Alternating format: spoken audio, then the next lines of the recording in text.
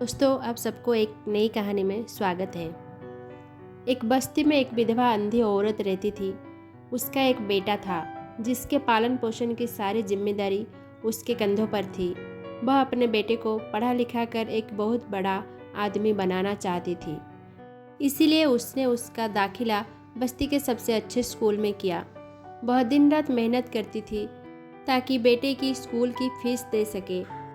लड़के के स्कूल के बच्चे उसकी माँ के बारे में जानते थे। वो सब उसे अंधी का बेटा कहकर चिढ़ाते थे। लड़का इससे बहुत परेशान था। उसे अपनी माँ पर शर्म आने लगी थी। वह उसके माँ के साथ कहीं भी आने जाने से कतराने लगा था।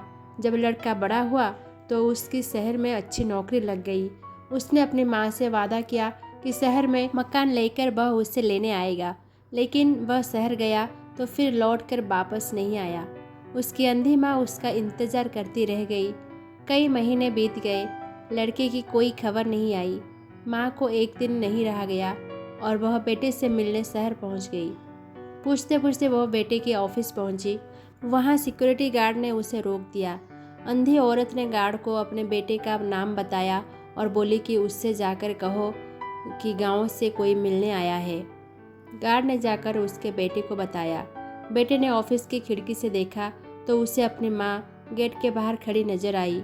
वह ऑफिस में सबके सामने अपनी माँ की वजह से शर्मिंदा नहीं होना चाहता था। उसने कहला दिया कि वह ऑफिस में नहीं है। अंधी माँ वहाँ से चली गई। शाम को वह लड़का ऑफिस से घर जाने के लिए निकला। रास्ते में एक जगह काफ़ी भीड़ जमा थी। वह अपनी गाड़ी रोककर भीड़ के पास पहुँचा और वो बीच सड़क में अपनी माँ को मारा हुआ पाया। उसके हाथ में एक चिट्ठी थी जिसमें लिखा था, बेटा, बड़े दिन हो गए थे, तेरी कोई खबर नहीं मिली। चिंता हो रही थी, इसीलिए तुझसे मिलने चली आई। तू तो अब बड़ा आदमी बन गया है। तुझसे मिलना अब शायद मुझ गरीब की किस्मत में नहीं, लेकिन मैं बहुत खुश हूँ तेरे लिए। तूने अपना ही नहीं, मेरा सपना भी पूरा किया। तेरी तरक्की मैं देख नहीं सकती।